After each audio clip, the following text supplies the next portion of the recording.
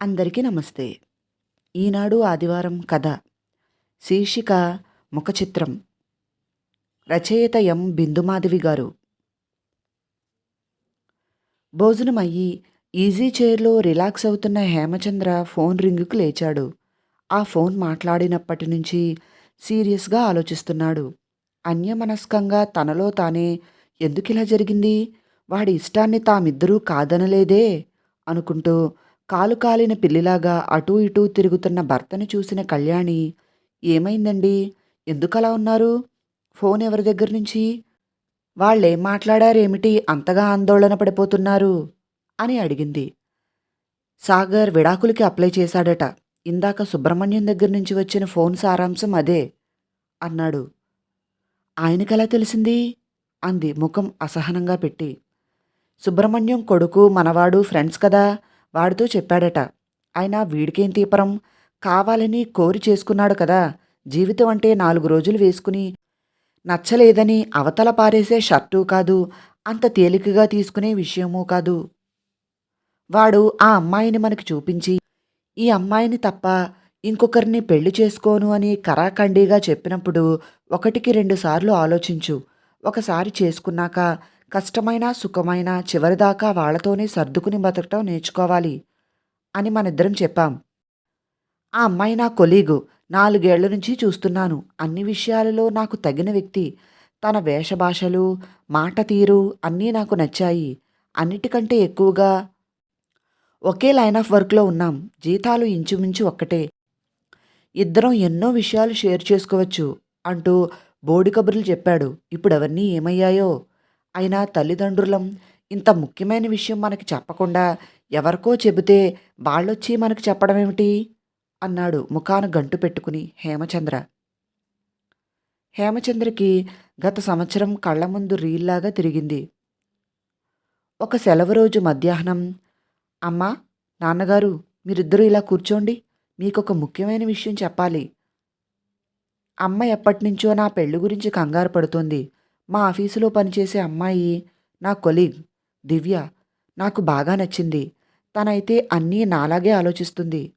అమ్మా, నువ్వు తన డ్రెస్సింగ్ చూస్తే అమ్మాయి అంటే ఇలా ఉండాలంటావు. అన్ని కోణాల్లోనూ తను నాకు బాగా మ్యాచ్ అయ్యే అమ్మాయి అని ఒక్కసారి ఆగి తల్లిదండ్రుల మొహాల్లోనికి, వాళ్ళ హావభావాలు ఎలా ఉన్నాయో అని చూశాడు సాగర్. పెళ్ళి అనేది అట్ట మీద బొమ్మ చూసి చదవటానికి చేతిలోనికి తీసుకునే పుస్తకం లాంటిది కాదు. పైపై విషయాలు చూసి నిర్ణయించుకునేది కాదు. నువ్వు 4 ఏళ్లు కలిసి పనిచేసినా, 5 ఏళ్లు పక్క పక్క ఇళ్లలో ఉన్నా వాళ్ళ గురించి పూర్తిగా తెలుసు అనుకోవటం భ్రమ. మన ఇంటికొచ్చి మనతో కలిసి బ్రతకటం మొదలుపెడితే గాని వాళ్ళ అసలు స్వరూపం, స్వభావం మనకి తెలియవు. పైగా ఒక చోట కలిసి పనిచేసేటప్పుడు ఎవరూ తమ సహజ లక్షణాలని బయటికి ప్రదర్శించరు. తమ బలహీనతలు ఇతరులకు తెలియకుండా జాగ్రత్త పడతారు. నిర్ణయం తీసుకునే ముందు 1-4 సార్లు ఆలోచించు అన్నారు హేమచంద్ర, కళ్యాణి ముక్త కంఠంతో. పిల్లలు సుఖంగా ఉండటం ముఖ్యం అని నమ్మే తల్లిదండ్రులు అవటం వల్ల కొడుకు అంత నమ్మకంగా చెప్పిన తర్వాత సాగర్ ఇష్టప్రకారమే సాగర్ దివ్యలకి దగ్గరుండి పెళ్లి జరిపించారు. సాగర్ ఉద్యోగం బెంగళూరులో, దివ్య ఉద్యోగం కూడా అక్కడే అవటం వల్ల కొత్త ఆశలతో కొత్త ఇంట్లోనికి, కొత్త కాపురంలోకి అడుగుపెట్టారు. ఇరుపక్కల తల్లిదండ్రులు వచ్చి చెరొక వారం రోజులు ఉండి పిల్లలకి అవసరమైన ఏకాంతం కల్పిస్తూ తమ తమ ఇళ్లకి వెళ్ళిపోయారు. 6 నెలల కాలం కొత్త కుండలో నీటిలాగా తియ్య తియ్యగా పిల్లల కాపురం సాగుతున్నదని ఇరుపక్కల తల్లిదండ్రులు సంతోషంగా ఉన్నారు. ఇంకొక 6 నెలలు వాళ్ళ ప్రాజెక్టు వర్కులతో బిజీగా గడిచింది. సాగర్ దగ్గర నుంచి శుభవార్త వస్తుంది అని ఎదురు చూస్తున్నారు. ఇంతలో పిడుగులాంటి ఈ వార్త విని కళ్యాణి దంపతులు తల్లడిల్లిపోయారు. దివ్య తల్లిదండ్రులకి ఈ విషయం తెలుసో లేదో, అసలు వాళ్లతో ఎలా మాట్లాడాలో అర్థం కాక తలలు పట్టుకుని కూర్చున్నారు. ఇంతలో సాగరే ఫోన్ చేశాడు. అమ్మా, రేపు నేను హైదరాబాద్ వస్తున్నాను. నీతో నాన్నగారితో ఒక ముఖ్యమైన విషయం మాట్లాడాలి అన్నాడు. దివ్య కూడా వస్తుందా అని అడిగింది కళ్యాణి మనసులోని సందేహం తీర్చుకోవటానికి. లేదమ్మా, నేనొక్కడనే వస్తున్నాను. వచ్చాక అన్ని విషయాలు మాట్లాడతాను అని ఫోన్ పెట్టేశాడు. కళ్యాణి దంపతులకి ఆ రాత్రి అన్నం సహించలేదు. కంటి నిండా నిద్రపోలేదు. ఎప్పుడెప్పుడు తెల్లవారుతుందా అనే ఎదురుచూపులతో గడిపేశారు. ఉదయం బ్రేక్‌ఫాస్ట్ తినాలనిపించక కాఫీ మాత్రం తాగి కొడుకు రాక కోసం ఎదురుచూస్తున్నారు. మధ్యాహ్నం 12కి వచ్చిన కొడుకుతో, "ఏమైందిరా? ఎందుకింత హఠాత్తుగా వచ్చావు? ముఖ్యమైన విషయం అన్నావు. ఫోన్‌లో చెప్పొచ్చు కదా! వర్కింగ్ డే రోజున పరిగెత్తుకొనొచ్చేటంత అర్జెంట్ విషయాలేముంటాయి? మీ ఇద్దరి ఆరోగ్యాలు బాగానే ఉన్నాయా? అసలు తిళ్ళు తింటున్నారా? ఆఫీస్ వర్కు, టార్గెట్సు, ప్రాజెక్ట్ లాంచింగ్ అంటూ ల్యాప్‌టాపులకి అతుక్కుపోతున్నారా? ఉద్యోగాల్లో సమస్యలేం లేవు కదా?" అన్నారు ఇద్దరూ ఏమీ తెలియనట్లు. "అమ్మా ముందు అన్నం పెట్టు. నీ చేతి వంట తిని ఎన్నాళ్ళయిందో. భోజనమయ్యాక మాట్లాడతాను. రుచికరమైన భోజనానికి మొహం వాచినట్లుంది" అన్నాడు సాగర్ అక్కడున్న న్యూస్ పేపర్‌ని చేతిలోనికి తీసుకుంటూ. బ్రేక్‌ఫాస్ట్ తినే మూడ్ లేక ఏమీ తినకుండా ఉదయం నుంచి కొడుకు కోసం ఎదురు చూస్తున్న కళ్యాణికి ఒక్కసారిగా ఆకలి గుర్తొచ్చింది. గబగబా వెళ్ళి కొడుక్కిష్టమైన వంట చేసి భోజనానికి పిలిచింది. కొడుకేం చెబుతాడో అనే ఆదుర్దాతో వాళ్ళు సంభాషణ ఎలా ప్రారంభించాలా అనే సందేహంతో సాగర్ డైనింగ్ టేబుల్ దగ్గర నిశ్శబ్దంగా అన్నం తినే పనిలో పడ్డారు. హాల్లోకొచ్చిన తల్లిదండ్రుల్ని కూర్చోపెట్టి, "అమ్మా, నాన్న, ప్రశాంతంగా వినండి. నేను, దివ్య విడిపోవాలని నిర్ణయించుకున్నాం" అన్నాడు దీర్ఘ నిశ్వాసం తీసుకుంటూ. "అంత పరిస్థితి ఏమొచ్చింది? ఇద్దరూ ఇష్టపడే అన్నీ ఆలోచించే పెళ్లి చేసుకున్నారు కదా!" "తనకి అసలు ఏ పని రాదమ్మా. వంట కూడా రాదు. చెయ్యాలన్న ఆసక్తి లేదు. రోజూ స్విగ్గీలో ఏదో ఒకటి తెప్పించుకుని తింటుంది. ఎప్పుడు చూసినా ఫోన్ మాట్లాడుతూ ఉంటుంది. మధ్యలో పిలిస్తే నన్నొక విలన్‌లాగా చూస్తుంది. తన వర్క్, తన టార్గెట్స్, తన ఫ్రెండ్స్ తప్ప నేనంటూ ఒక వ్యక్తిని తన జీవితంలో ఉన్నట్లే అనుకోదు. నాతో ఏకాంతం, బెడ్ షేరింగ్ ఎప్పుడూ తప్ప ఇష్టపడదు. తనని దగ్గరికి తీసుకోవాలని ప్రయత్నిస్తే చిరాగ్గా మొహం పెడుతుంది. పోనీ తనని ఆ మూడ్‌లోకి తీసుకువెళదామని వీకెండ్స్‌లో సరదాగా ఏ పార్కుకో వెళదామంటే, నువ్వు అడగ్గానే నీ వెంటపడి వచ్చేయాలా? నాకివాళ మూడ్ లేదు" అంటుంది. "నేను బాగా పని ఒత్తిడిలో ఉన్నప్పుడు బోర్ కొడుతుంది. అలా ఔటింగ్‌కి వెళ్ళొద్దామా?" అని గొడవ చేస్తుంది. తను కూడా ఉద్యోగం చేస్తుంది. అందులో ఉండే కష్టసుఖాలు తనకి తెలుసు. అయినా తన మాట సాగాలనే పంతం అని ఆగాడు. ఇవి మచ్చుకి కొన్ని అన్నట్లు. ఫ్రెండ్స్‌తో చాటింగ్‌లో నా గురించి ఏం చెబుతుందో ఏమో. నన్ను కలిసినప్పుడు వాళ్ళలో వాళ్ళు సైగలు చేసుకుంటూ నా వంక చూసి నవ్వుకుంటూ ఉంటారు. కొడుకు చెప్పింది విని తల పంకించింది కళ్యాణి. "మేము నీకు ముందే చెప్పాం. పెళ్ళి అంటే పైపై మరుగులు చూసి నిర్ణయాలు తీసుకోకూడదు. అనేక విషయాలు ఆలోచించాలి అని. నీకు గుర్తుందా? చిన్నప్పుడు మనం ఇంట్లో తెప్పించే వారపత్రిక కవరు మీద బొమ్మ చూసి నువ్వొక రకంగా, బామ్మ ఇంకొక రకంగా మొహాలు పెట్టేవాళ్ళు. దేవుడు బొమ్మ వేస్తే ఆవిడ సంతోషపడేది. సినిమా హీరో హీరోయిన్ల బొమ్మ వేస్తే నీకు నచ్చేది. అందులో డాక్టర్ సలహాల దగ్గర నుంచి వంటలు, కథలు, సినిమా కబుర్లు, రాజకీయాలు, గ్రహబలము, పజిల్సు ఇలా మీ ఇద్దరికీ ఇష్టమైన అంశాలు, నచ్చని శీర్షికలు కూడా ఉండేవి. పుస్తకం తెరిచి చదివితేనే కదా అన్నీ తెలుస్తాయి" అనేదాన్ని. వైవాహిక జీవితం ఆ మాటకొస్తే ఎవరితోనైనా కొత్తగా ఏర్పడే పరిచయం ఒక పుస్తకం లాంటిదే. పుస్తకం అట్టను బట్టి ఎలా ఒక నిర్ణయానికి రాకూడదో, పైపై విషయాలు చూసి జీవితంలో ముఖ్యమైన సందర్భాలలో త్వరపడి ఒక నిర్ణయానికి రాకూడదు అంది కళ్యాణి కొడుకు మొహంలో ఫీలింగ్స్ కోసం చూస్తూ. సాగర్ 2 నిమిషాలు ఏమీ మాట్లాడలేదు. ఏదో ఆలోచిస్తున్నట్లుగా తల వంచుకుని మౌనంగా కూర్చున్నాడు. తర్వాత తల ఎత్తి తల్లివైపు చూస్తూ, "అమ్మా, నీకు నాన్నగారికి ఎప్పుడూ గొడవలు జరగలేదా? ఎలా మేనేజ్ చేసేవాళ్ళు? మీరిద్దరూ గొడవ పడటం నేను చూడలేదు" అన్నాడు. "నేను కాలేజీలో చదివేటప్పుడు మన సీత ఆంటీ వాళ్ళ వివాహ స్వర్ణోత్సవం అని వాళ్ళు గ్రాండ్‌గా పార్టీ కూడా ఇచ్చారు. నాకు చాలా బాగా గుర్తుంది. అసలు పూర్వం అన్నిన్ని ఏళ్ళు ఎలా కలిసుండేవారు" అన్నాడు మళ్ళీ. కళ్యాణి గొంతు సవరించుకుని, "చూడు పండు, ఈ తరం పిల్లలు పెళ్ళి అంటే సర్దుబాటు అనుకోవటం లేదు. అసలు ఆ మాటకొస్తే జీవితమంతా ఎవరో ఒకరితో సర్దుకునే బ్రతకాలి. ఎందుకంటే ఏ ఇద్దరి ఆలోచనలు, అభిరుచులు, సమర్థతలు ఒకే విధంగా ఉండవు. నా పెళ్ళికి నాకు 19 ఏళ్ళు. డిగ్రీ పూర్తయింది. ఉద్యోగం చేయట్లేదు. ఆ కాలం ప్రమాణాలను బట్టి అమ్మమ్మ వాళ్ళు నాకు పెళ్లి చేశారు. పెళ్ళికి కుటుంబ నేపథ్యం చూసేవారు. వాళ్ళింట్లో ఏమైనా దీర్ఘకాల రోగాలు ఉన్నాయా అని తెలుసుకునేవారు. ఇంట్లో పిల్లలు పుట్టని వాళ్ళు ఉన్నారేమో అని వాకబు చేసేవారు. పిల్లలు పుట్టకపోతే తమ వంశం కొనసాగదని భయపడేవాళ్ళు.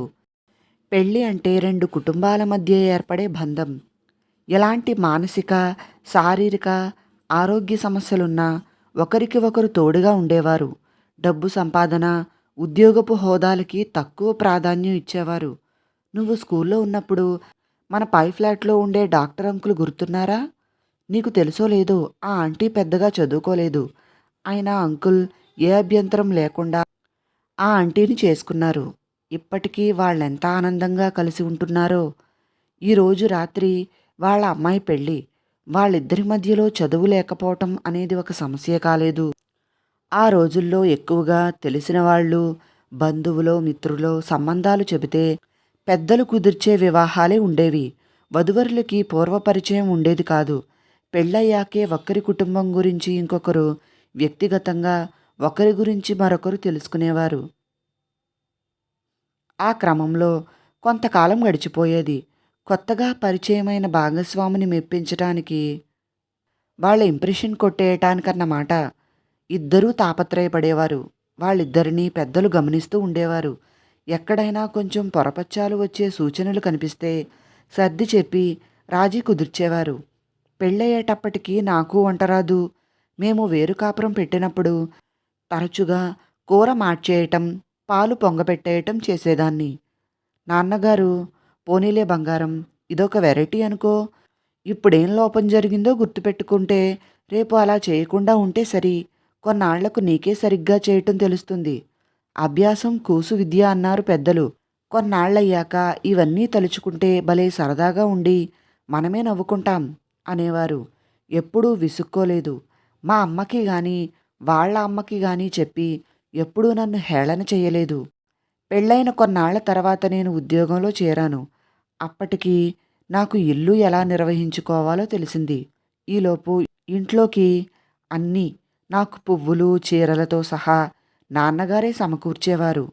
ఈ తరం ఆడపిల్లలు ఆర్థిక స్వతంత్రం కావాలని ఉద్యోగాలలో చేరాకనే పెళ్లి చేసుకుంటున్నారు. డ్రైవింగ్ నేర్చుకుని స్కూటరో కారో కొనుక్కుంటున్నారు. ఏ విషయానికి ఎవరి మీద ఆధారపడనక్కర్లేదు. పెళ్లి నాటికే ఇరువురికి జీవితంలో ప్రతి విషయం మీద స్పష్టమైన అభిప్రాయాలు ఏర్పడుతున్నాయి. ఒక రకంగా ఆ అభిప్రాయాలు నిర్దుష్టంగా, నిక్కచ్చిగా ఉంటున్నాయి. అవసరమైనప్పుడు తమ అభిప్రాయాలు మార్చుకోవటానికి కానీ, సర్దుకుపోవటానికి కానీ ఇద్దరిలో ఎవరూ ఇష్టపడటం లేదు. కుటుంబ పద్ధతులు, వ్యక్తిగత అలవాట్లు, మనస్తత్వాలు ఏవీ చూసుకోకుండా రూపం చూసి నచ్చిందని పెళ్ళిళ్ళు చేసుకుంటున్నారు. ఎవరూ దేనికి రాజీ పడట్లేదు. ఒక రకంగా అది కూడా సమస్యలకి దారితీస్తున్నదేమో అనిపిస్తున్నది. జీవితం ఎక్కువ కాలం హాయిగా సాగాలంటే ముందు భార్యాభర్తలిద్దరి మధ్య స్నేహం అనేది ముఖ్యం. ఇప్పుడు మీకు మీరు కుదుర్చుకుని చేసుకుంటున్న పెళ్ళిళ్ళలో ఇద్దరి మధ్య కాస్తైనా కొత్తదనం అంటూ ఉండట్లేదు. మెల్లగా స్నేహం ఏర్పడి ఒకరినొకరు అర్థం చేసుకోవటం అనే విషయానికి ఆస్కారమే ఉండట్లేదు.